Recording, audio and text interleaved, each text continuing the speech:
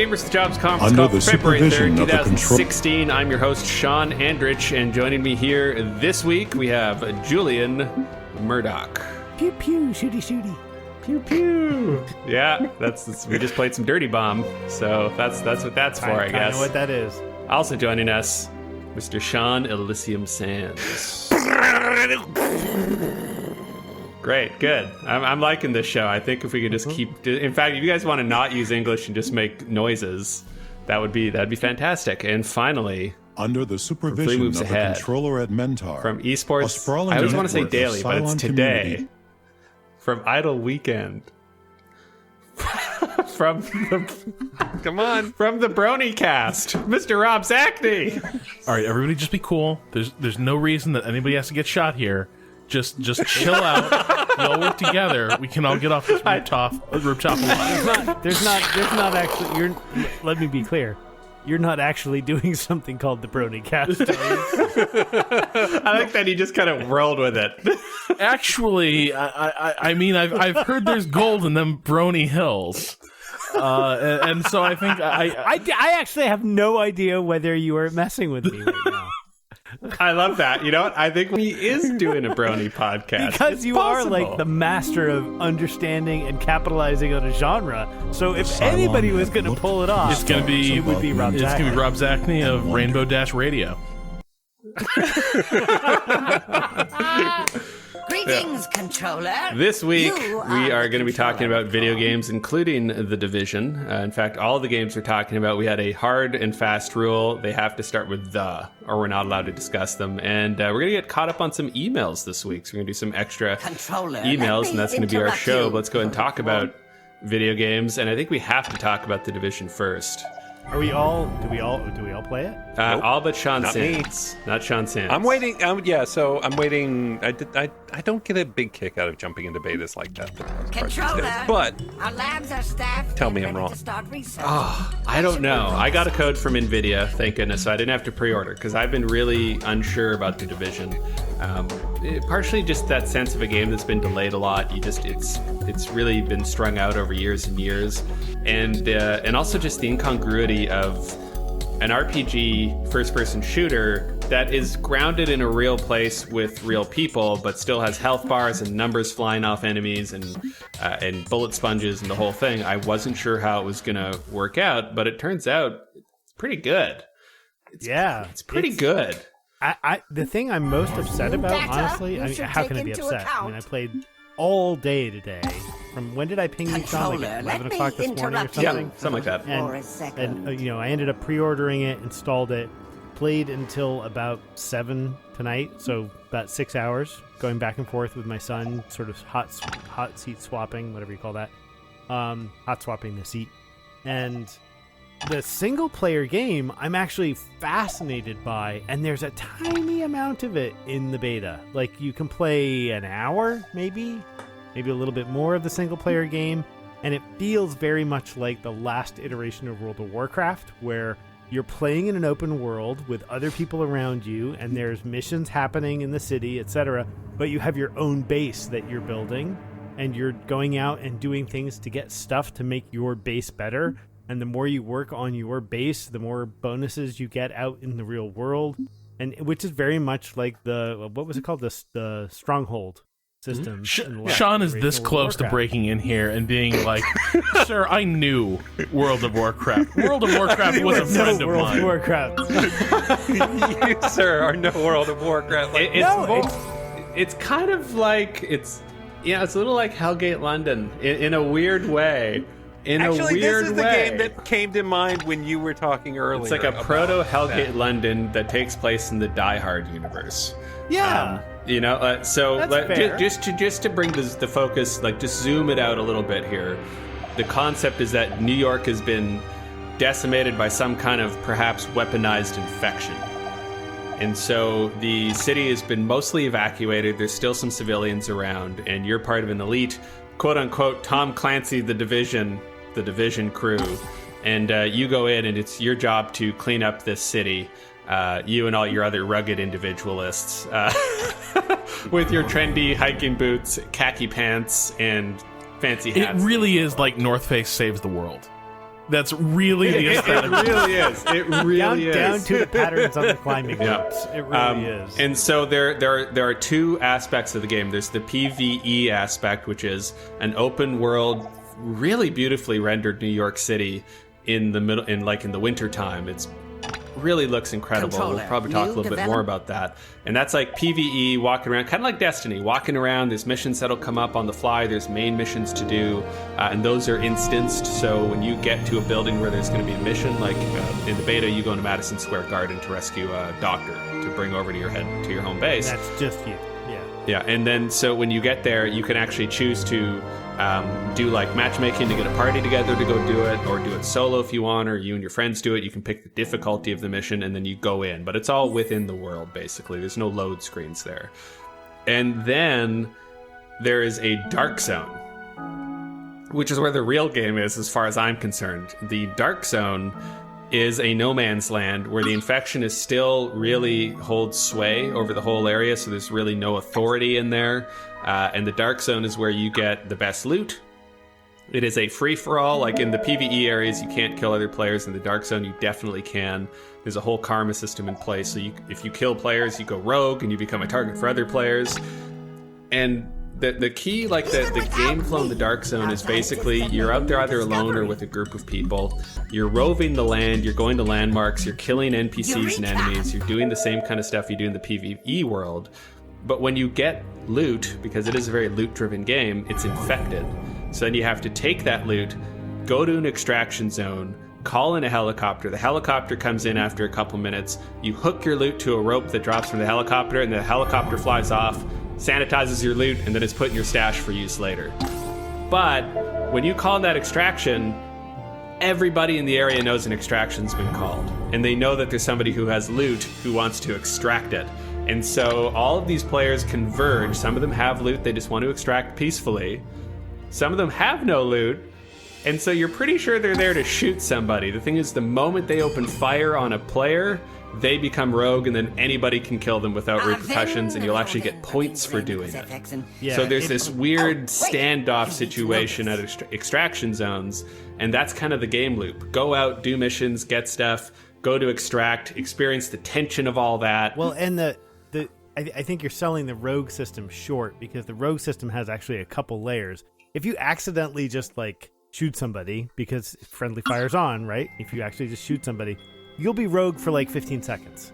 So you can either just like, hit the C key or whatever you've bound for your push to talk, because all the talk is localized. So when you talk, beg for your life. I'm sorry, I didn't mean to. Right, you can say, I'm sorry, and just like literally just stand there and hope they don't shoot you. Or you could go run, hide for 15 seconds, and then nobody will hit you.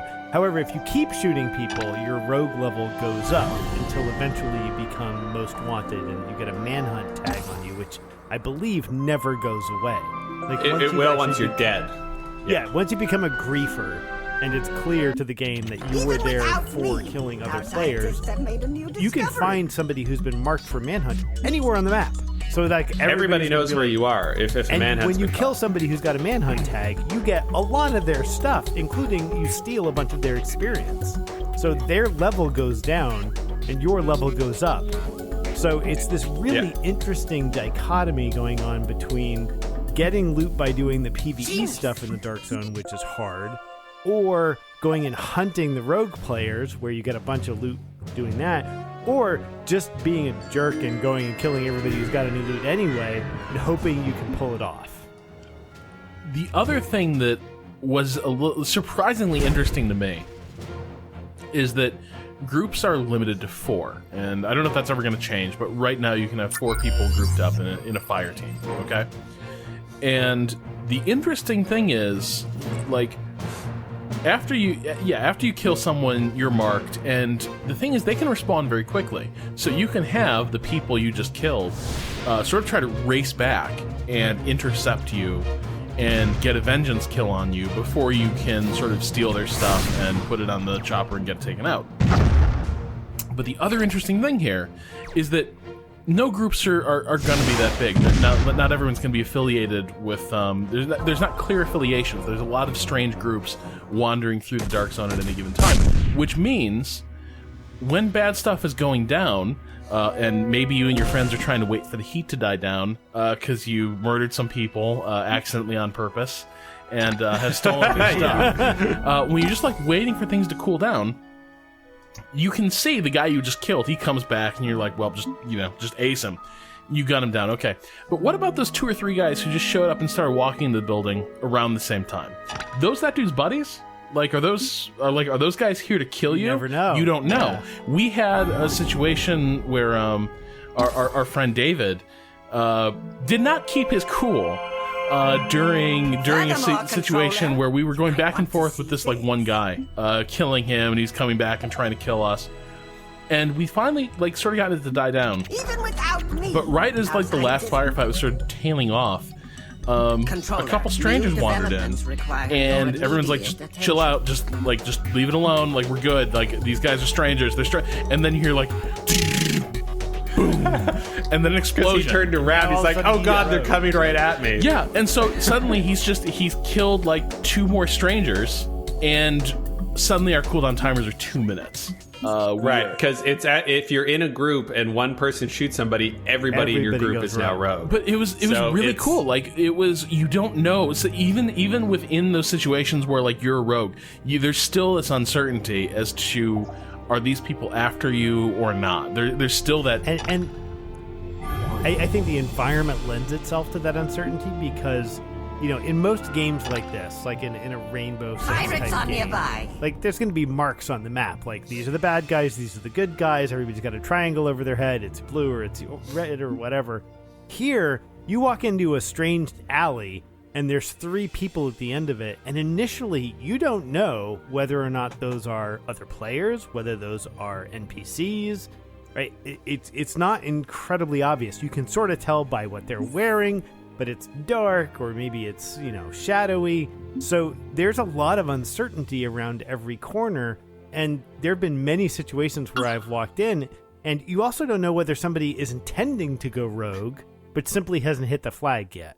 So you walk up to a group of 3 guys and you like hit the push to talk and you're like, hey, friendly. And they go like, not. And then they all kill you. I'm having the weirdest emotional response to this. So I'm having this weird flashback to when I was in high school. Like I lived in a little town, and the next town over was like our enemy town. Like we played football, basketball, we were clearly enemies. Dodgeville. And I was at a party one time somewhere between those 2 cities.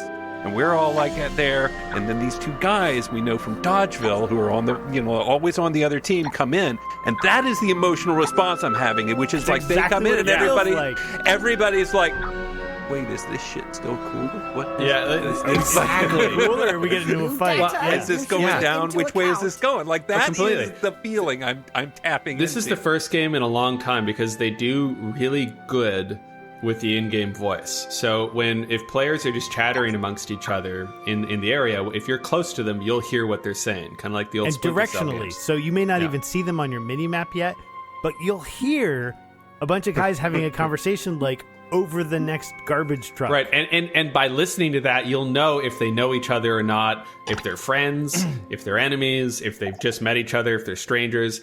And so this is one of the few games where even though we were on Skype talking, I still had my push to talk, and I would still hit my push to talk to people just to indicate that we're cool.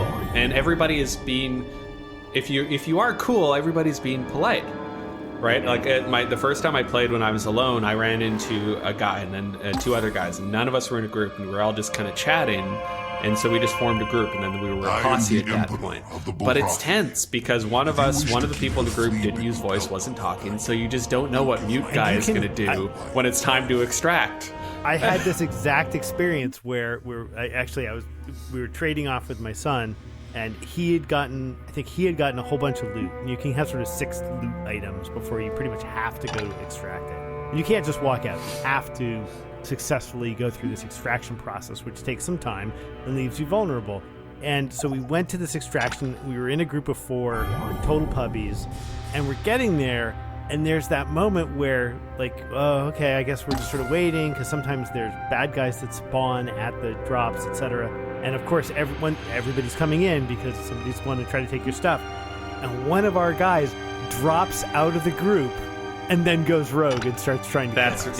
Isn't that? And that was awesome. I mean, it was such an authentic moment where it was like we'd worked together for 20 minutes, and now he dropped, turned his gun on him, and we totally destroyed him. Which was awesome. And that's the thing. And then right? we stole his loot, which was the best part. So let's talk about the gameplay here, because that is something that sounded when they were doing the E3 marketing stuff for the Division. That sounded so frustrating to me. Mm-hmm. Like they really played up in that you're in the dark zone, you're working together, and here comes the extraction. Hey, maybe you turn on your team.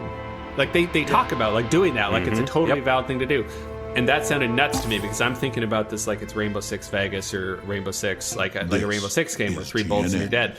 This is an RPG first. So your positioning is more important than your dexterity necessarily, and you're not going to die in 2 bullets. So if somebody turns on a group of 3, odds are they're dead. Right? That group of 3 will just turn around and take him out so fast they won't even know what hit him. And the only way to avoid friendly fire is to be in a group. So if somebody drops out, every one of you can just be like, sticky bomb, boom. No, in a group, you still friendly fire. Maybe it's lessened, but like I've shot, when you're in a group, you can still shoot people. It's just easier not to because they're marked so clearly. Okay, maybe you're just better at maybe you're just sticky bomb, shot bomb. Everybody cool? It's hard to know because this game the beta caps out at level 8, which it also cordons off a lot of the content, and so that's where we get into where I do have some concerns in the design in general. So in the Dark Zone area and in the PvE area, in the Dark Zone especially, let's just talk about that. So there's landmark areas where there's enemies and bosses and stuff that'll drop. They're really accurate. And this is a very... and Madison Square Garden and stuff. And this is it's a cover-based shooter. Okay, so you're going to be taking cover and flanking and doing all that stuff. And getting stuck in cover, which is a time-honored tradition. Of course. Yeah. But there were times where we would walk for, in real time, 3-4 minutes to go to a landmark. It's empty. It's been cleared out. Gotta wait for it to respawn. Okay, I guess we'll just wait here, or let's go to a different landmark. No, that one's empty too. So there were points where, like Rob, you mentioned, like, it's been like 10 minutes since we've seen any action. Yes. Right? So what I don't know is if the final game is going to be denser, if they're going to have those respawn timers up higher, or not, because you don't necessarily want a building to repopulate the moment you've cleared it. But I kind of felt like I'd like to see a little more instancing there if I'm in a group. I'd like to get to a building. It's unclear to me whether it's going to be instanced in those places, because right now, like, I was able to find people I knew, but then again, there's not that many people playing the beta. Like, I think they've controlled it pretty tightly. It strikes me that, like, the level 1 to 7 Dark Zone is not going to be 100,000 players in the same zone. Oh no, it's heavily instanced. I mean instance in like landmark buildings, which are basically little dungeons in and of themselves, because you're in the Dark Zone. You get there, it's already been cleared out, and it takes a while for enemies I never to saw respawn. it. Supposedly, having seen some stuff on YouTube, a whole big part of this is this sort of chest system of sort of levels of loot you can get, particularly in the Dark Zone, either by getting keys, which are drops off NPCs, or by being a certain level when you find a certain kind of chest or some sort of open chest. I never once all day found one chest that had anything that I could get out of it. Yeah.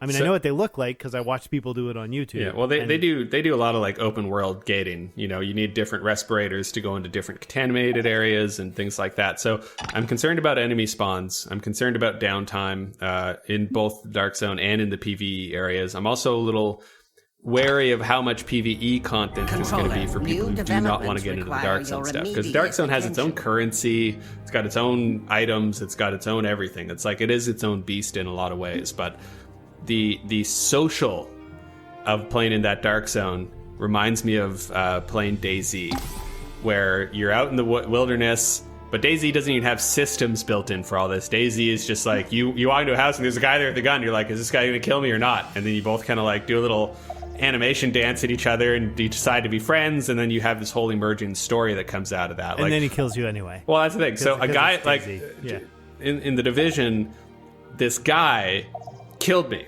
and I picked up skinny jeans, okay? Which to me is hilarious. And I'm like, what does these look like? I can't wait to extract these and find out. And a guy killed me, and he took my skinny jeans and the other stuff I had. I was pissed, so I went running back to find him. We're not rogue anymore, but I will kill this guy. I will murk him if I get a chance. And Zach and he's like, guys, let's calm down. It's cool. We're not rogue for once. We just spent 20 minutes just getting like chain killed. Like it was just this endless gang fest. And like because you needed your skinny and jeans. it all started because Michael Zenke is, let's be clear, a remorseless psychopath. Oh my God, he was so calm. Chatting amiably, and then you hear like a shotgun blast, and he's like, whoops, that happened. Whoops. Turns out you can kill somebody in one shot, guys. So now the funny thing is, like, and we're like, well, you know, I haven't seen an extraction yet. I bet those genes are still out there. I bet this guy hasn't extracted them yet. We haven't seen an extraction. We're like, no. And so an extraction, we ran over there. This guy was there. Then his voice kicks in, and it sounds like a child, like a kid. Like somebody's like 12 or something like that. And so the four of us, our group is up there. This guy who took my skinny jeans potentially is up there. And I'm like, no, I got to do it. I got to do it. So we all like, Michael and I go and we just like stand around him and gun him down, but it didn't have the skinny jeans. I think he'd already extracted them. But now we're rogue, right? And then you're at an extraction point. You've got a rogue group. Everybody can kill you without repercussions. In fact, they'll get points for killing you. The human element of the Division is fascinating and interesting and crunchy as all hell. They've played with griefing in a beautiful way. They really have, yeah. I think so. So I'm really, really intrigued. I am also really curious for them to speak to what the final game is going to be compared to this. I'm a little concerned outside the PvP zones. Like, I don't think the shooting felt all that great. It felt okay. But like coming, I like Mass Effect. Yeah, right. And to me, that's not great shooting. And that's in right. A game where and the cover system is, it's a little kludgy. I felt like I was fighting with it sometimes. But the main thing is just like you're going to be spending in Mass Effect. You're going to be playing like your Starship Dating Simulator. Like for half the game, right? You're going to be playing like camp counselor to this ragtag band of mercenaries. In this game, you're just going to be running around shooting people by and far, and I'm not sure the shooting felt necessarily good enough. I'm not sure they did enough to create interesting enemy types, because predominantly what you have are shooters, grenade guys, and guys with baseball bats. Boy, I do not want to be guy with baseball bat when the club is handing out all the weapons. I can tell you right now. It's not a good pull. But then, on top of that, how do you make that interesting? Apparently, you just create some guys with insane amounts of hit points, where you just got to kill the ever-living crap out of these guys for like 10 minutes with automatic weapons fire before like Mac. It's like these are the named characters. Yeah. So I guess it's like Smoothie and stuff like that. But you just gotta shoot the hell out of these guys until they go down, which is not a really compelling enemy type. They're not actually more challenging than the schmoes you've been mowing down. It's just they have like they have like 10, 12 times the hit points. So I'm a little concerned about that longevity as well. That said, though, it's a hell of a playground. Like from the moment that game opens with this helicopter ride over Manhattan into this base camp, then you take to the streets. It is such a well-realized and atmospheric, like post-apocalyptic Manhattan. It reminds what reminds me a lot of. Remember those scenes in I Am Legend? About sort of the waning, like if you ever saw that movie, sort of the waning days in Manhattan as the virus is taking over. It definitely feels like you've just sort of been set in that world. It feels like a game that's shot on location. That's incredibly cool. It looks really good. It's just the weather effects, the way they realized that. Christmas lights on trees. We came across one building that was half burnt up and covered in frost because the fire had been put out, but all the water froze. So the tree and the cars were all covered in frost. There's so many touches. It's so dense. There's pigeons, garbage everywhere. It feels very organic. It feels like a very lived-in place. I think it's a stunner as far as all that goes. It's a beautiful environment building, and surprisingly vertical too. Like you can go up and down buildings in various ways. Do some rappelling here and there, which always makes you feel like badass. It's not quite Assassin's Creed, but it feels pretty good. Yep. There's one thing I wanted to bring up. Does anyone else just feel kind of baffled a lot of times by Ubisoft interfaces? Like, do they just seem like simultaneously busy and full of information, and yet bizarrely opaque or difficult to access, like, actionable things? I tend to like them. I like in this case, I like these interfaces that overlay on your character and overlay in places that are contextual to what they're relevant to. Like, I like that stuff. It actually puts me in it a little bit more. But yeah, there's definitely some elements in the Division that are weird. Even the basics, like when I'm looking at an item, how come I can't compare it to what I'm wearing before I pick it up? Like there are some basic RPG like loot drop game things that Right. it just doesn't do. Yeah, the interface does feel a little beta-y, which, given that the game is supposed to be out in about 5 weeks, I don't think they're going to be doing a lot of tweaking on that stuff. I think there's a lot of scrambling going on for other content in the game. But yeah, I found the interface to be a little wonky. I found it actually all easier with the controller for some reason. I started playing it mouse and keyboard, and for whatever reason, everything just felt more natural once I put it in a controller. Maybe that means that I've abandoned my roots and I should be chastised. Well, I just don't think. So to be clear, you guys are playing on the PC. We're all playing on the PC. Yeah, we're all playing PC. Yeah. And it looks and runs great, actually, on the PC. I've run into a couple bugs. I had to Alt-Tab out and go back in to get my left mouse button to work, which is kind of important when you want to shoot people.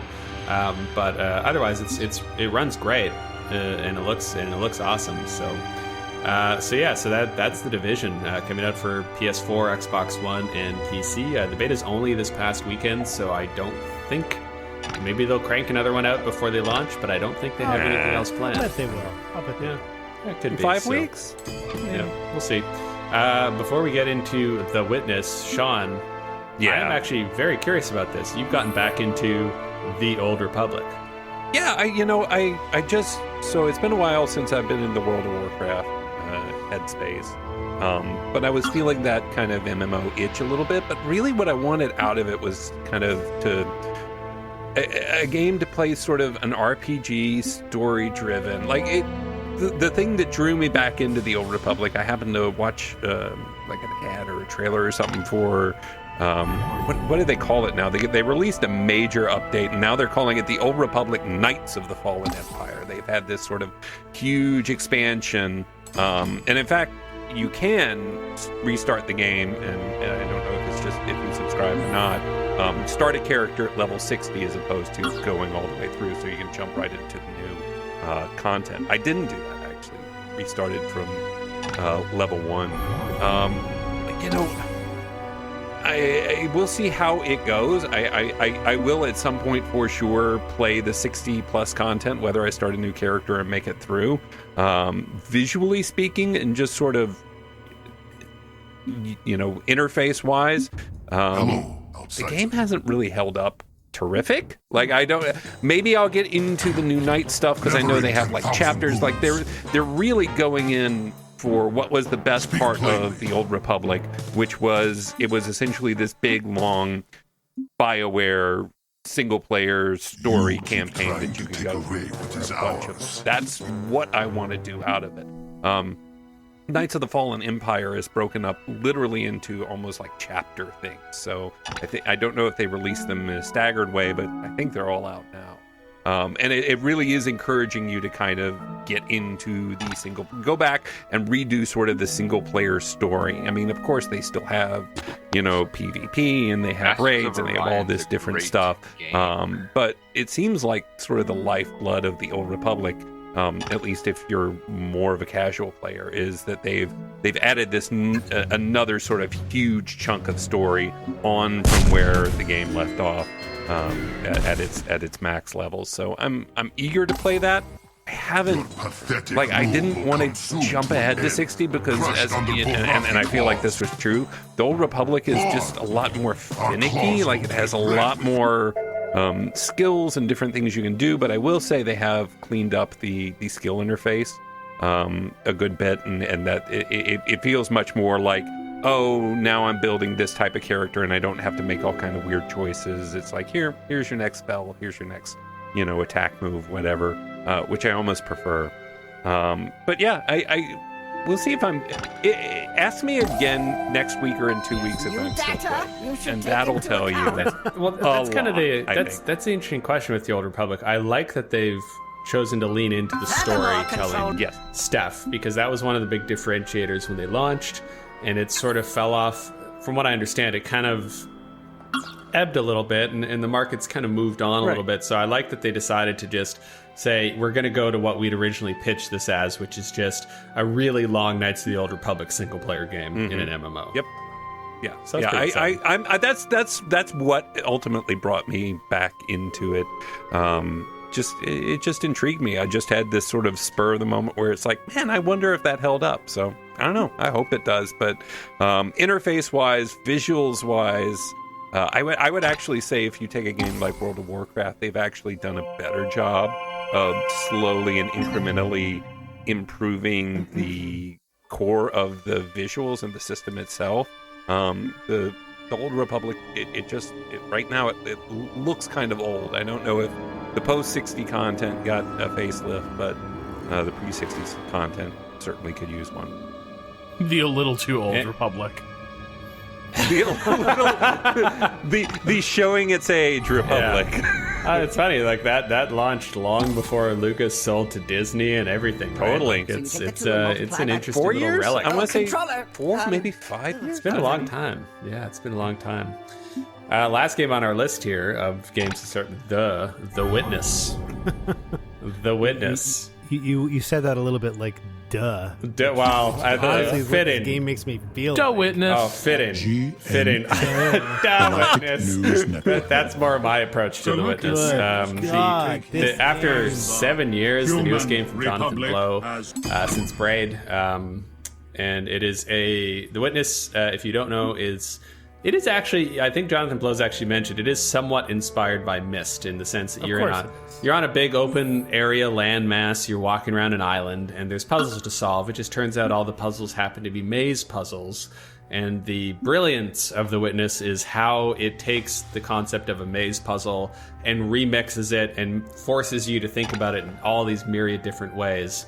And I am utterly hopeless at this game. It is surgical in its striking at all of the areas in which I'm ignorant. Spatial reasoning, like all of that. Like I'm not built for The Witness. It's not even that it's hard. It's not actually fun is my problem with it. Like I played, I don't know, 3 or 4 hours of this game, and I threw myself at all. And this game never decides whether it's going to teach you how to play it or not.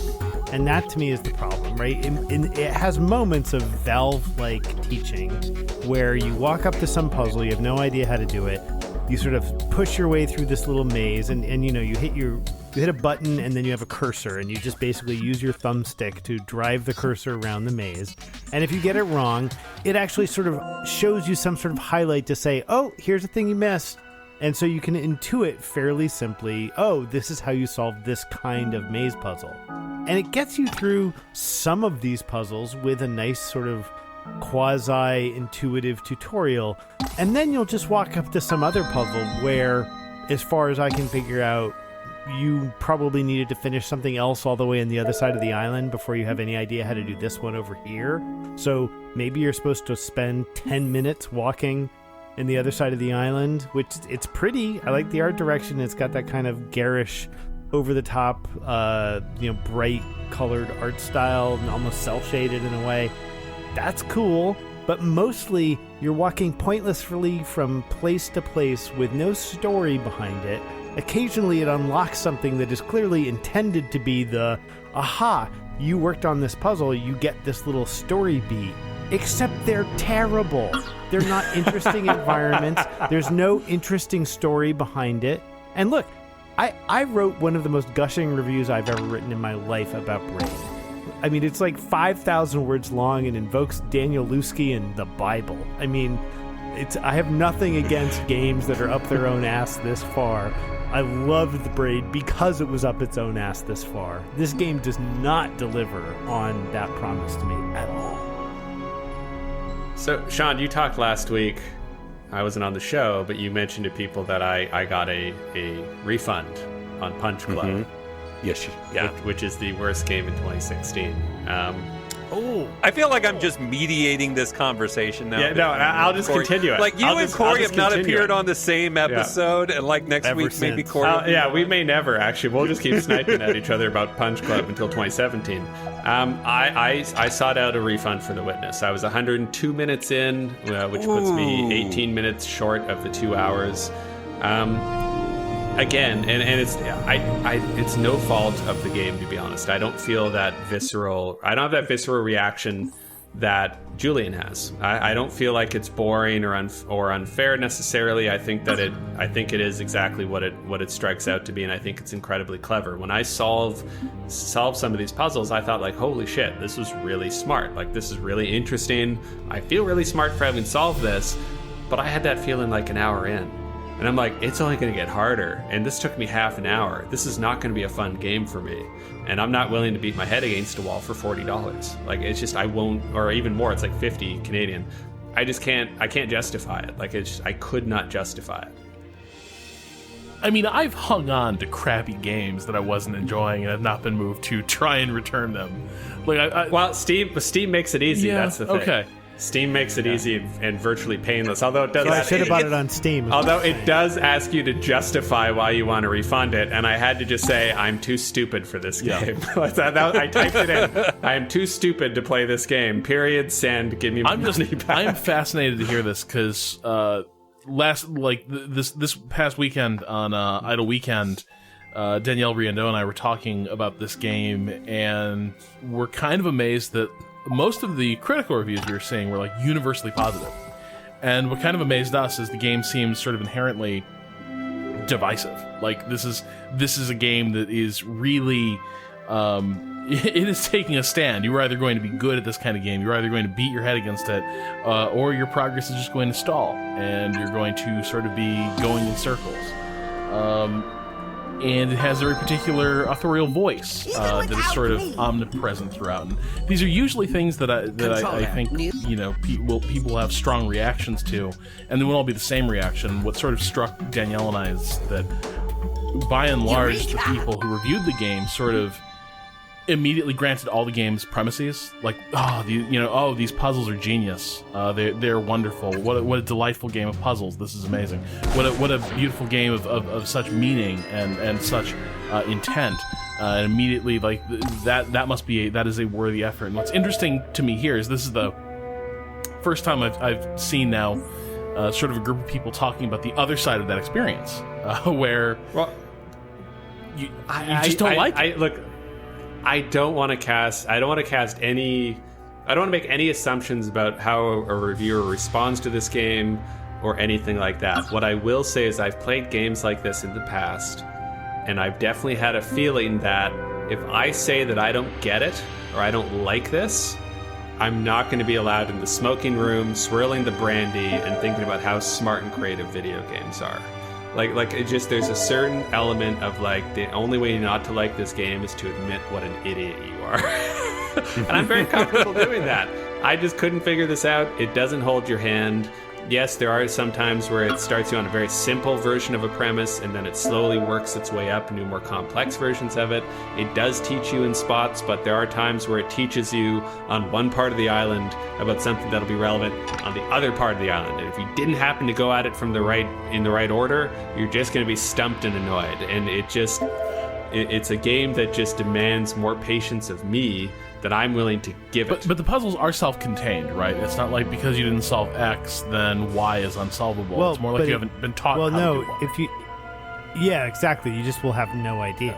Yeah. I mean, if you, where I am in the game at the moment, I've stumbled across a puzzle type that I have never seen before.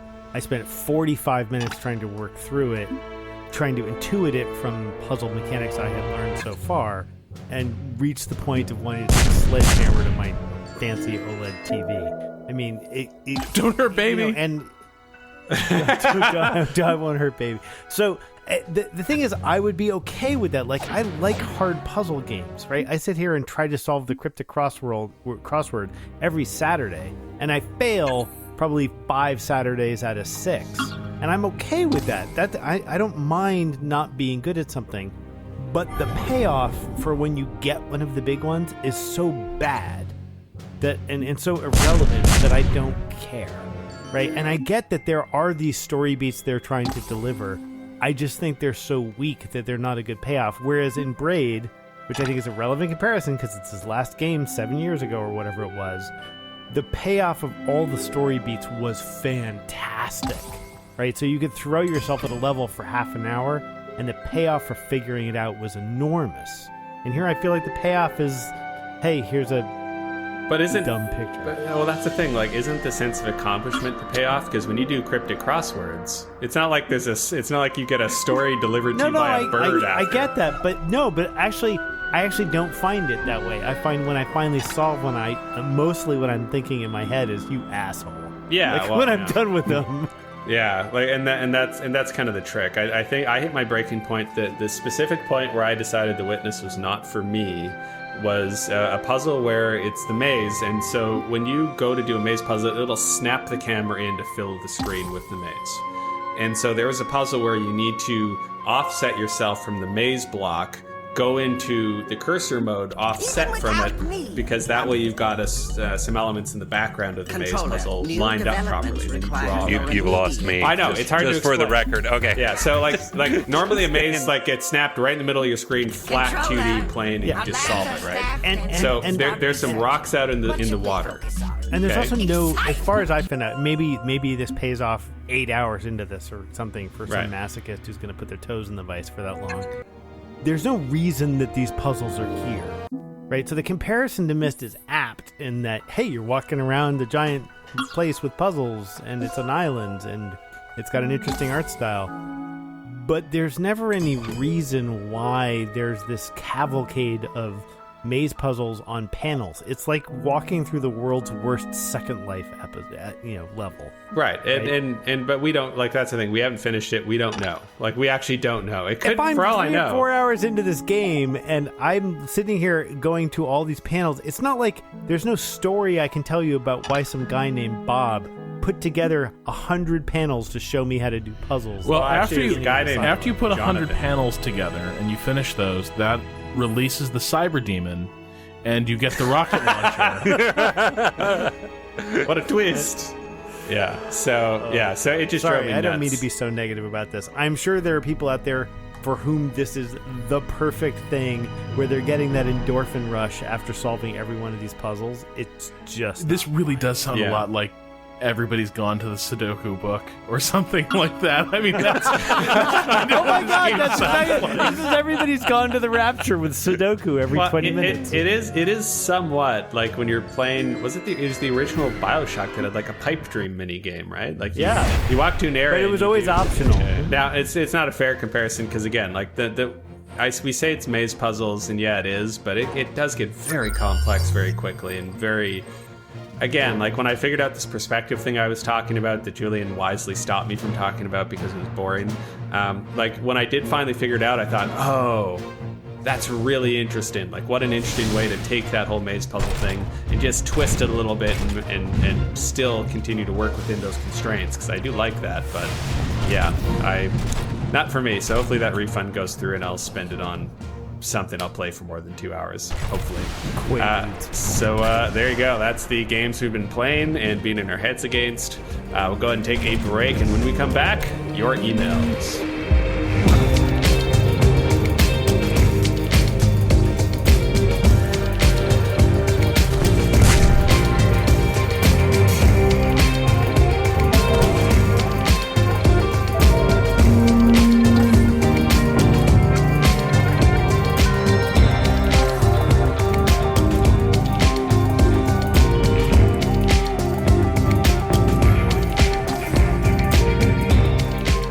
It is now time for your emails. First one here is from Aristofan, who says, "Hello, gang. Steam has been offering refunds for the past 6 months. Is it doing more harm than good?" Chris Park of Arkin, is it Arkin? Arson? Arkin Games, AI War, Last Federation, Skyward Collapse, wrote a blog post this week about the financial issues of his company. He takes full responsibility for his decisions, but he also writes, What happened instead was our back catalog, except for AI War and TLF, all pretty much stopped earning money around mid-2015 when some of the Steam store changes happened. Was the ability to refund games one of these changes that affected sales? He didn't answer that, but I continue to wonder if the refund policy can more adversely affect small publishers who are taking risks. I am 90% sure he was talking about how much Steam chooses, how Steam changed the way it surfaces games on the front page. Because it used to see, like, Arcane used to get a lot of love during Steam sales, and it used to be something that would get a lot of eyeballs. And I think whatever algorithm governs what people see has changed, and so now the long tail that Arcane were able to count on has sort of been chopped off.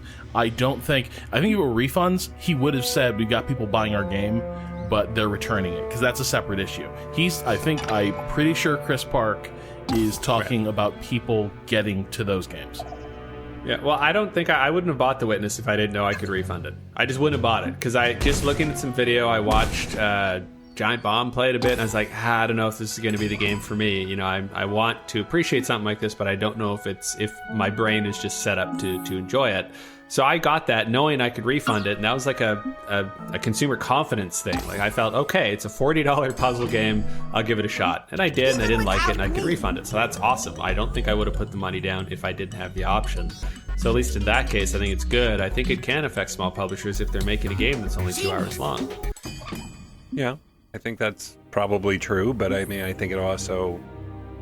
I think that's a risk worth taking, I guess. I think the advantages it provides to consumers to make a decision and be able to react to that decision and like not just have to be, well, I hope this works, or I have no recourse here, so I guess I'll just take this one in the face. But it's worth it to me, and I understand the argument around smaller publishers and smaller games. But honestly, I think there's a lot of players who end up buying. Like there are several games I've bought that maybe only got a couple hours out of, and I didn't return them because I was happy with those 2 hours. But, I felt like I got my value. I mean, I hate to equate sort of reviews and time played with cost, but I think if we're going to talk about refunds, you have to talk about cost. And I think there's a big difference between paying $5 for some indie game that's a sort of yeoman effort from a small team that's only designed to be played for a couple of hours. It's not a 30, 40-hour opus. It's not a big multiplayer game. And having that have a 2-hour window where you can then return it and get your $5 back. Network. Versus having that same 2-hour window apply to, I don't know, Dishonored or something like that. Right? So if you return Dishonored after an hour, okay, well, you scratched the surface. It's not for you, or it didn't work, or there was a problem with it. You play some small indie game that maybe really is designed to be played for a couple hours, but is only a couple bucks. I think there is a difference. So, I mean, if you want to solve this problem, scale it to the amount of money. I don't think that. I think that would be incredibly difficult to do. I do think. I mean, if I flip that same idea, it's math. You say like for every dollar that you pay for the game, but there's you have a 10-minute window to play it. There's an equivalency there that I totally disagree with, which is the idea that I played plenty of $14.99 games for 100 more hours than I played $50 games. I don't think. Right. I mean, I disagree with the equivalency, not with the math. I mean, I get the math. I understand where you're coming from. My problem is this, which is that if you flip it and say for a second that I don't care about the creator for a second, I'm just going to pretend like I'm a consumer and I'm worried about my money, and that's really all I'm worried about. It is worth it to me to be able to return my $50 game after an hour, to not be on the hook for $50. I totally agree. I'm not arguing against the returns. I'm just saying that there need to be controls in place so we don't end up with a world of chronic returners who play 115 minutes. It actually seems like that's easier to solve. No, there are rules in place around that. Yeah, and I think Steam, I don't know. We get lots of different conflicting reports with Steam as far as how well they're monitoring player activity, how well they're, so if somebody, like I think Valve has said, if somebody's chronically returning games, we're going to kind of flag them. They don't get to do that anymore, right? So yeah, I would hope so. So some of that is there. I think the only other time I tried to get a refund was actually rage from id Software, just because I couldn't make it work on my computer. Like, I could not make it work, and I'd paid full price for it, and there was no avenue for me to get any satisfaction there. The funny thing is, because in the email, like, Aristophan talks about how back in the 80s he could return computer games to the store, right? Like, you could actually return that stuff, because back then you still kind of needed a disk in the drive to some degree. So, like, now, because Steam is a DRM-based platform, they can guarantee that if you return that game, you no longer own it. There's no way for you to play it anymore. Right? It's interesting that at the end of the day, we're getting back to being able to return stuff in a way that you can't even really do with console games anymore. It's funny that the PC has suddenly become a little bit more free if you buy stuff on Steam to actually get your money back if you're not satisfied. Our next email comes from Avi. Avi says, "Hi guys, I was reading a review on The Witness, and the reviewer said that it doesn't hold your hand. I immediately remembered your discussion a while ago about fairness in games and how some games require you to check things on the internet or suffer the frustration that comes with trial and error. I'm not talking about walkthrough, just understanding the game's rules. I know that some people like the game to hold their hand and some don't, so why wouldn't games ask you in the beginning if you would like some help? I have an even better solution. What if games would ask the players if they liked or disliked some other games, and by their answers, it will deduce the level of holding my hand required?" This sounds like Clippy, but for your game. Or like Get the Max. I see from your Netflix. kill dead. Remember Yeah, Max oh my god. on If Netflix? Clippy suddenly dropped out of the top of the screen when I was trying to solve a maze puzzle in The Witness and saying, "Hey, I noticed you're having some trouble with that maze. Do you need a hand?" I would throw my monitor out the window. Yeah, Here I are don't some really games like you that. might like, and it's just like preschool magic bus stuff. Like, I think some adventure games have, you launch the game and it asks you if you want the hint system enabled, and after a given amount of time, it'll ask you if you want to have a vague hint, and it actually tiers it out a little bit. I don't mind that as long as it's opt in or opt out, right? But I guess that the moment you say there is a way for us to tell you what to do next, you are making a game design decision. Yeah. You are making a statement there. Like, Dark Souls games, Demon Souls games, they make that decision. We're not telling you shit. Like, we'll tell you how to play and block and roll and do all that stuff, but we're not telling you how all these systems work, what all these stats do. You're on your own, and that's a design decision. The moment you say, well, let's layer some of that stuff in, it's a different game. And I actually have like a very different reaction to a game. Like, there's a part of me in games where that system is in place where I know, like, if I fail this 2 or 3 more times, the guy who's standing behind me, who is the sort of manifestation of the game and looking over my shoulder, and just being like, no, John, no. Is it like that?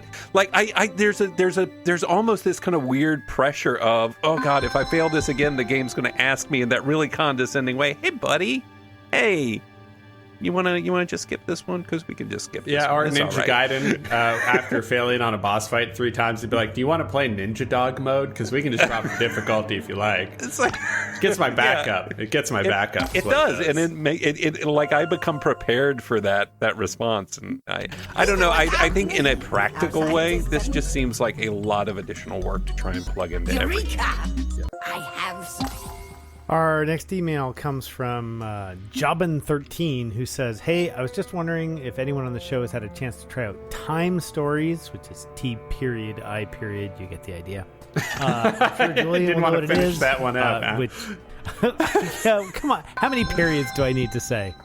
He says, I'm sure Julian will know what it is, so I'll let him explain it. Briefly, what Time Stories is a narrative game that uses a deck. It's called Dexploration is what they say, and if you can feel the air quotes through the audio, they were there, where you have a bunch of people cooperatively going through a narrative experience that's based on a sort of quasi deck building, Dexploration kind of game. Anyway, he continues, I played through the base game and the first expansion, and I'm eagerly awaiting the second expansion. As a game, it isn't that interesting. There isn't that much to it, but as a storytelling device, it's beyond brilliant. A lot of people are passing on the game because it's consumable. It's really not replayable once you've gone through a given scenario, but I can't stop thinking about it, and I bet many would enjoy it as well.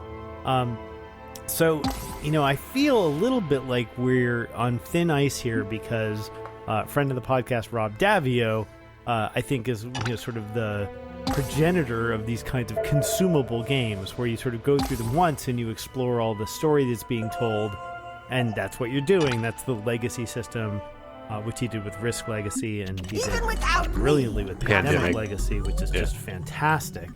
I would say the difference here is that Time Stories, which I've not played, but I have watched the first scenario played all the way through, so I feel like I have a pretty solid handle on it. There's not much difference between watching and playing it because it's mostly a story exploration game. Sort of wandering around a space and uncovering things.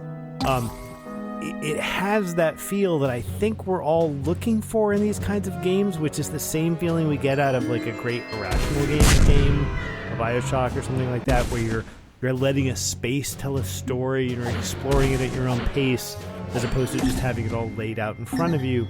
And that's cool, but the problem is you're dropping $40-$50 on a game here that you can literally play once until you buy another deck. And that's a little different than dropping $50 or $60 on Pandemic Legacy and playing it 24 times. And right. Being I have most. In fact, I would say 98% of my games are not legacy based, and I promise you, I don't think I've played any of them 20 times yet. So the idea of playing a game I can only play it 20 times is not a big stumbling block. Right, but playing it only once. Yeah, that's a little trickier. I assume a deck is not $40.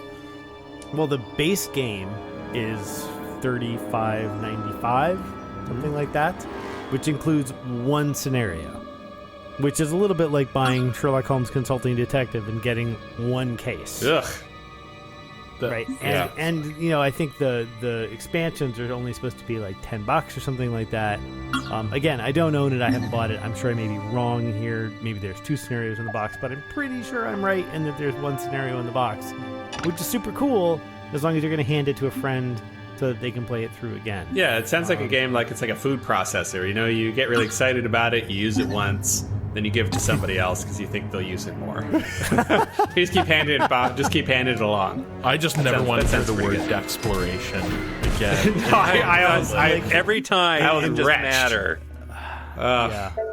So, I mean, the short answer is I love these games and these kinds of ideas where you're exploring a story that isn't necessarily spoiled after having gone through it once.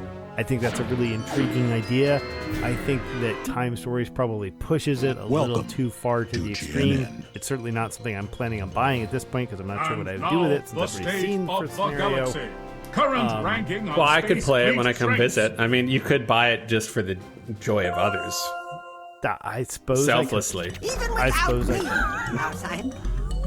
Next email here from Dr. Jenkins1, who says, "Hey GWJ guys and gals, I'm a longtime gamer, short-time listener. I love listening to your show on my way to work in the morning. I recently listened to your Spectacular Predictions podcast, and I thought I'd add one of my own. My bold prediction is that PlayStation VR will release this year on the PS4 on the same day as No Man's Sky. Also, not only will No Man's Sky be compatible with PlayStation VR, No Man's Sky will be bundled with the unit. What are your thoughts on this prediction?" Dr. Jenkins. I think that if it was like in first-person mode or something like that, it's possible that No Man's Sky would make me projectile vomit all over my room. Because there is a point where you get out of your spaceship and walk around, and that's a real problem in VR right now. Yeah, flying through space I think is in a very practical way. I was going to say flying through space is actually the best case for VR systems I've seen so far. Yeah, because you're in a cockpit, it makes sense, but when no head bob. When you get out in a first-person view and you're moving around in VR, that's a big hurdle to get over, and I just don't think we're going to see any VR launch games, especially ones that are bundled as best examples. We're not going to see those be any games that have first-person walking around modes. It doesn't work unless you're doing some kind of like warping system where you point and you warp to a spot and you look around from there. But as soon as you're moving forward and your brain tells you you're moving forward, your inner ear is like, how come I'm not feeling anything? You get discombobulated and it's not a good experience. Our next email comes from Despause.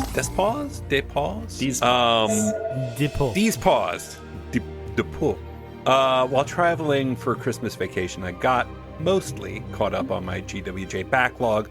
On one of the episodes, someone mentioned playing Call of Duty rather than Halo 5, primarily because they were in the mood to use a mouse and keyboard as the interface for playing FPS. That was me. Apologies for forgetting who. Again, me. It got me wondering, have any of you GWJers with a weakness for shiny new hardware devices tried an XIM adapter for using a mouse and keyboard on a console? I didn't know this is a thing that was a thing. Never heard of this in my life. Wow, that thing looks crazy. Does that look like... Yeah, it looks like a door breach charge in a Tom Clancy game, actually, is what it looks like. Looks like something I put on a door to gain entry.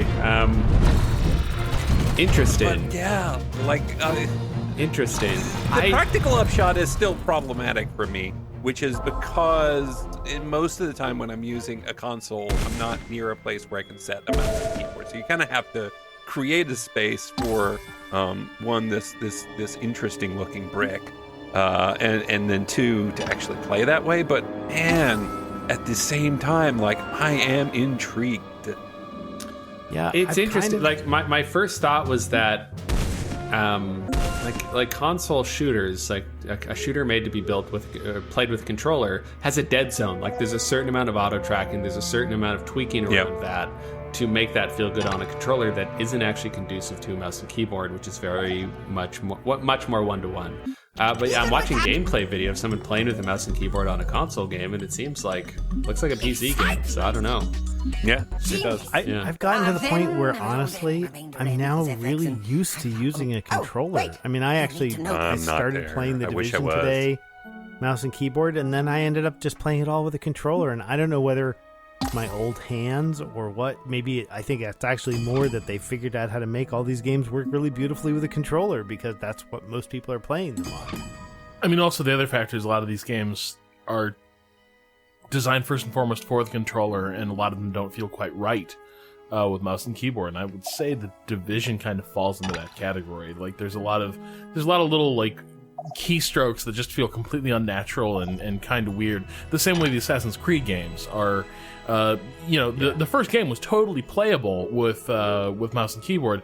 As they added more and more systems, it was all clearly with a console controller in mind, and on the mouse and keyboard, it just became this sort of interface nightmare because there was no connection between what was happening on the screen and what your hands were doing. Yep. Next email comes from Aaron, who says, what's been your best or favorite piece of hardware you have added over the last few years? Julian, you will not regret the Thrustmaster Warthog HOTAS, even at $400. Turns Elite Dangerous into a completely different experience. I can't wait to use VR with it. You really have to take your hands off the HOTAS system. The only issue is the software backbone isn't super friendly, but it's doable. Happy New Year's. Everybody eat your black-eyed peas and cabbage. So I have no idea what the hell that means. I think you meant black-eyed. I think he meant black-eyed peas and collard greens, because that's what you do. It's possible I picked that email because I wanted to hear you say HOTAS a lot, which always amuses me for some reason. I'm curious. So, Julian, you did buy some new kit, relatively. I did, but I went lower end. I did not drop $400. I bought I actually bought a Logitech 3D Pro joystick, which I had used before, and it is just a joystick by itself, and it is glorious. I really love that joystick, and it has twist because my pedals went at the same time that my joystick went. And so I debated do I drop a couple $100 on pedals, because pedals turn out to be really expensive right now. And so I decided to go with a twist joystick first, figuring I could always add pedals later and disable the axis on the joystick if I wanted to. And then I bought a standalone CH throttle, just the regular CH Products, Pro throttle. And I'm really happy with that combination. I've been on Cytec for a long time, an X45. I'd used an X55. I really liked it a lot. I'm really happy. So I've actually gone down in price, and I'm happier playing Elite Dangerous with it. Nice. Rob, what are you running these days? Do you have a HOTAS system? Oh, of course. I mean, God, I would never be without my hot ass. I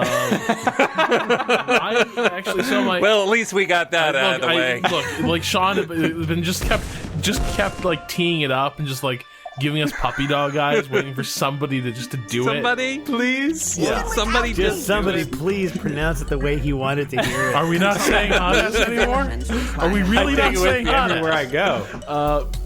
No, so my old SciTech,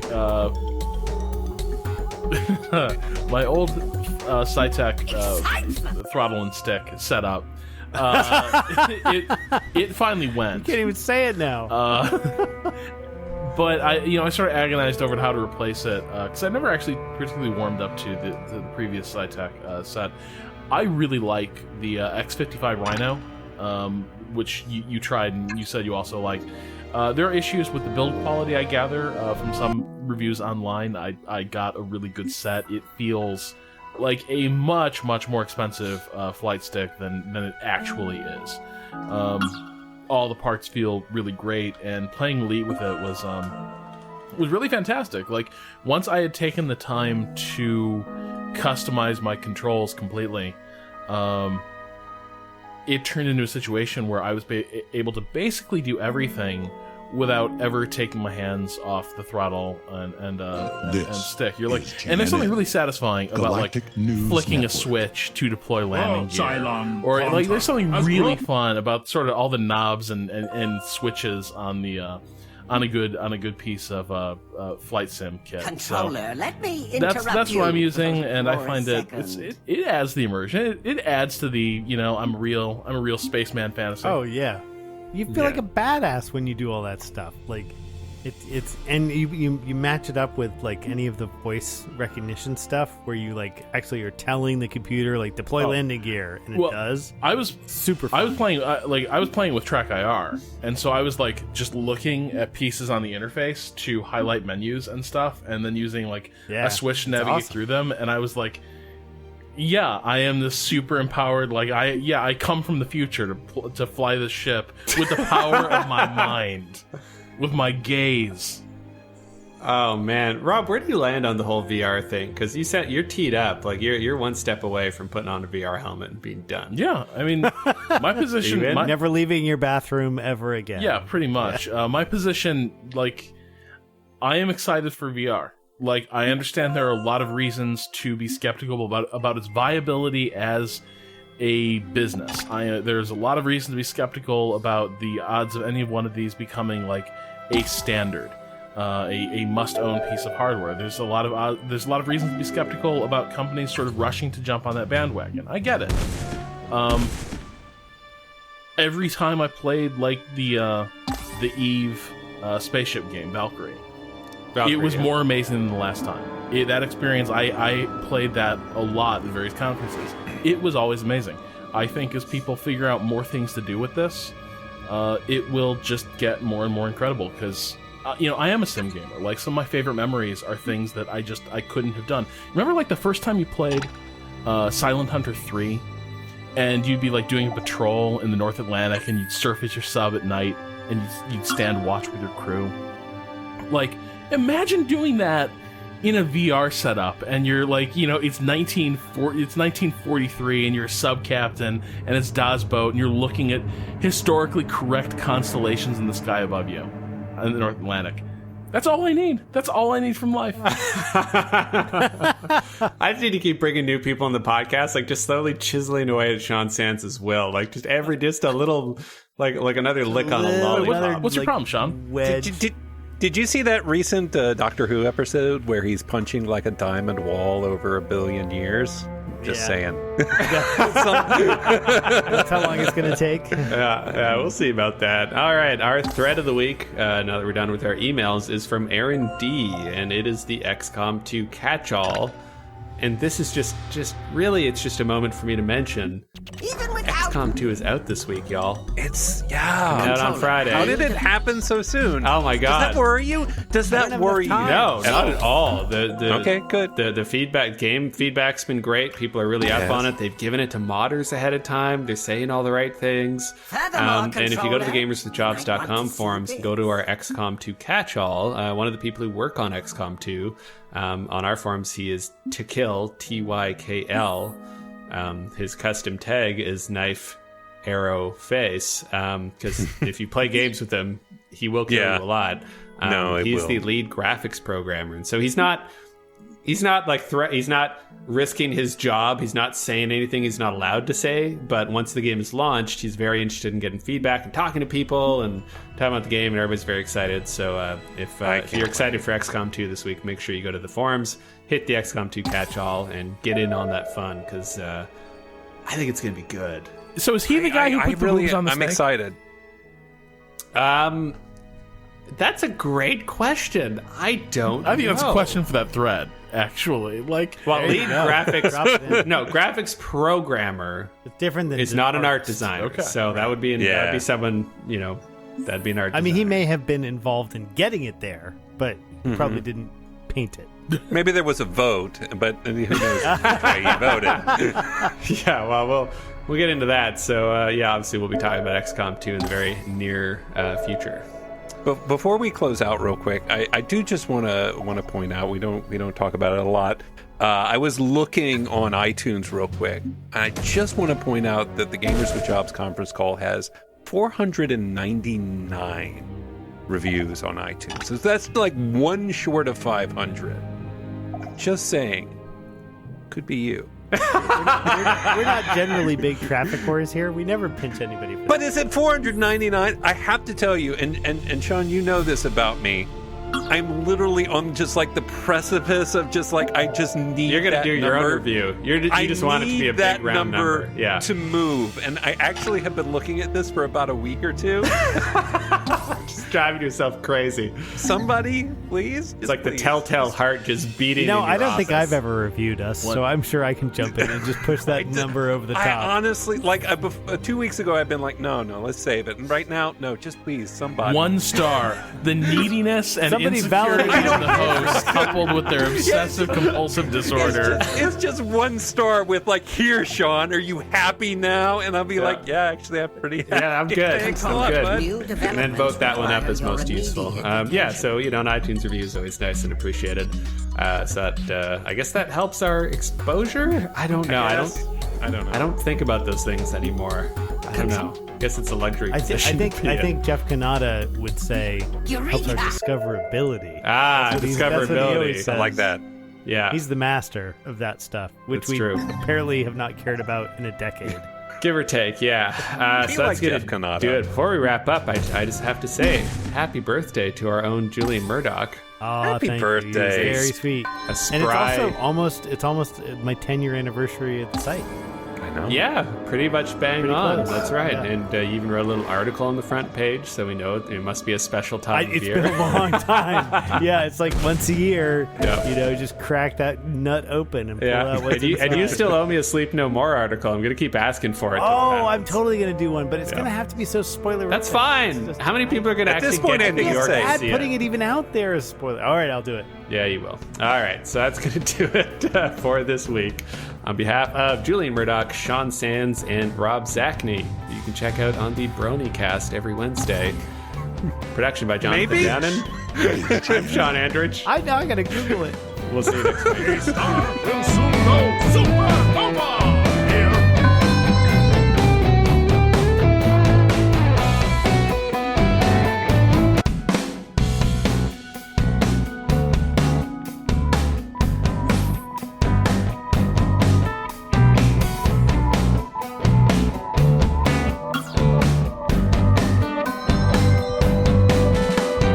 This is the Gamers with Jobs podcast for January 27th, 2016. I'm your host, Corey Banks, in for Sean Andrich, who is off in a winter wonderland. Yukon? Dog sledding? He's dog sledding? He's dog sledding. He's like one with nature or something? or drinking beer in the snow and everything. Or he's wolf food at this point. Also possible. He's being eaten by moose as we Or speak. he's a Canadian, so it's Tuesday, right? Like dog sledding. I'm sorry, did I say dog sledding? I meant commuting. That casual bit of biased nationalism comes from the first person on our panel, Alan Cook. How's that cold medicine treat you, Corey? Oh my god. We're going to get to that in a second. Also joining us, Sean Sands. Hello. And also joining us, Amanda Knowlton. Hello. Hello. Welcome, everybody. So, yes, the cold medicine already got mentioned. That's fantastic.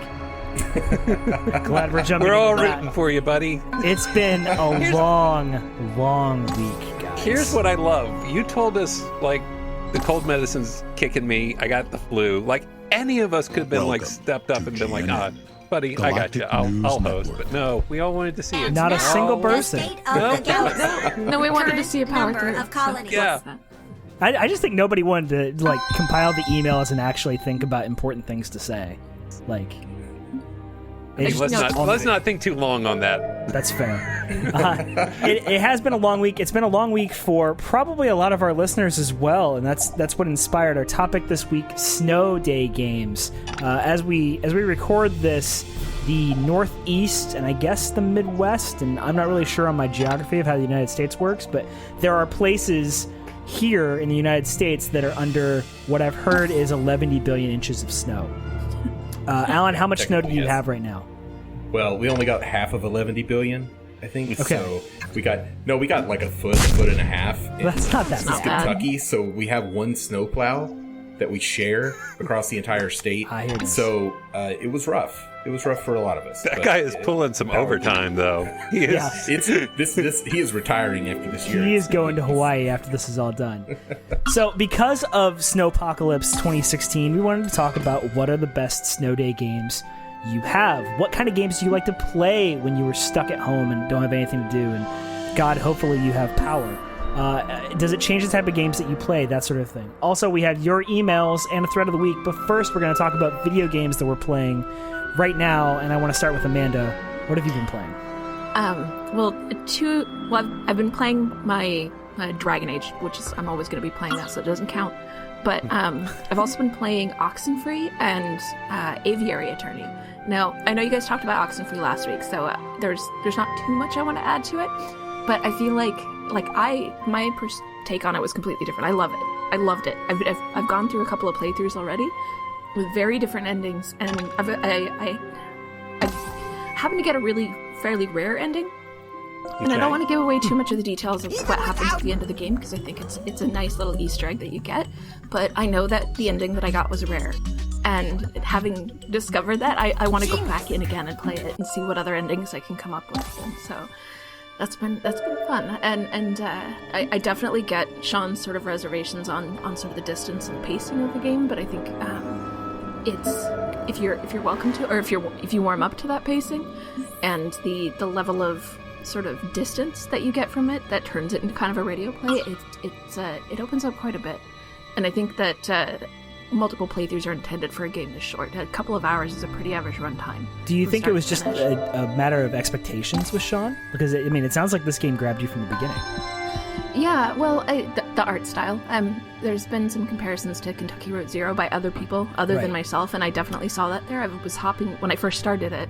I was hopping back and forth between Kentucky Road Zero and this game just because the tones of, like, the actual colors, like the shades and tones are very similar, and the sort of the panning and the art style is somewhat similar as well. And so it was interesting to see just how different a game can be while still sort of carrying the same sort of creepy, cool ambience. It's interesting. Okay. It's definitely interesting. How many endings are there? You've gotten 2 different endings so far? Yeah, I don't know the number exactly. I want to say maybe it's 6 or 7. But I think there can be variation with that depending on the choices that you make in the game. And, because it's very sort of conversation-driven. The relationships that you build and develop or break within the game determine the kind of ending you're going to get. And since there's like 5 or 6 different people that you're interacting with, you can definitely come up with a bunch of different outcomes. So it's... I really kind of want to do a spoiler section on it with a few other folks if they might be interested in doing it, just because there's so much there's so much that stays the same, but so much that can change depending on the choices you make. Has anybody else played it? I haven't. No, I have not. It's on my list. I'm really interested, but I just haven't gotten there yet. Right. Yeah, that makes sense. Alan, speaking, since you were right there jumping in, what have you been playing? I've been playing a lot of Deadly Tower of Monsters. I was so close to pulling the trigger on that this Deadly week. Tower of Monsters? It looks amazing. Welcome. Yeah, it's from the Xenoclash people, Ace Team, which Time is running out it is for weird. the colonies Like, you know, endangered Xenoclash by is pretty an weird. imminent This game is a supernova! lot weirder than it sounds. But what they've done is they went for a straight B-movie 50s aesthetic, complete with, you'll have cutscenes where the wires are visible on your spaceship, and it has like physics, like it's a tiny toy spaceship, like they're crashing it into stuff, and the people look like they're in rubber suits and behave as if they're in rubber suits. Oh my god. Also, the entire time the game, including the start screen that has, like, you know, Havoc Physics and Unreal Engine and all of the start splash screens, there's a guy talking underneath it as if he is doing director's commentary on the movie. Oh that my you're in. god. So it has the kind of Bastion thing going on where a guy is talking and describing what you're doing, but he's also going off on tangents and just doing crazy stuff, talking about his time as director. It's almost as if Cave Johnson from Portal 2 was kind of commenting on everything you did randomly and talking about how, you know, the producers wanted their kids in the movie, so he stuck them in a squid suit, and that's where the squids come from. And, you know, the logs, this one key grip almost broke his leg on the logs, and so his solution was to set them on fire so that they would definitely stay away from the logs instead of, you know, like they'd definitely be careful if you just set the logs on fire. Like, just a bunch of stuff like that. And the gameplay itself is actually really cool. So it's got all the art aesthetic and all that stuff going on too, but it's an action RPG, kind of like a Diablo Light kind of thing. The RPG tree and the weapon upgrades aren't nearly as deep as something like Diablo, but you have 3 characters you can switch between, and they have unique powers. And you go around in a Diablo-like fashion, attacking things with melee attacks or ranged weapons. And the big twist on that formula is that you're in a deadly tower of monsters. You keep going up and up and up, and sometimes you have to peek over the edge and go in, and the camera goes over your shoulder looking down, and then you're shooting at things coming up at you on the tower, as well as fighting guys on your own level. Without me. So, like, flying saucers will be coming up from the bottom of the base, and while you're fighting the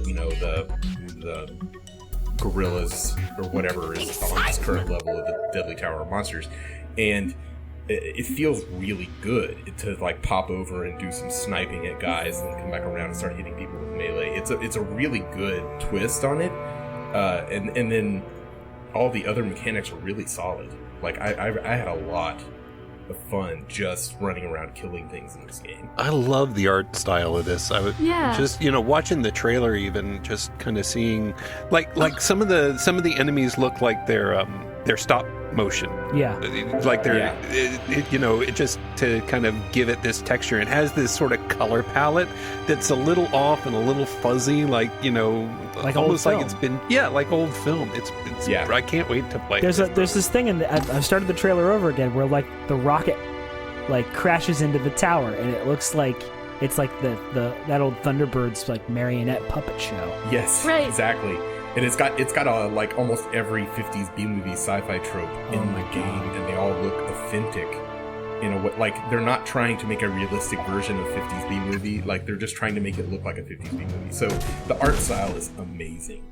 And the story is, like, the writing in the game is actually really funny. I've heard some complaints because the guy doing the commentary, the director doing the commentary while you're talking, while you're playing the game, he will repeat lines if you have to repeat a section over and over again. Oh, sure. So that's a little annoying. It's not quite as good as Bastion in that regard, but a lot of the stuff he says are really funny.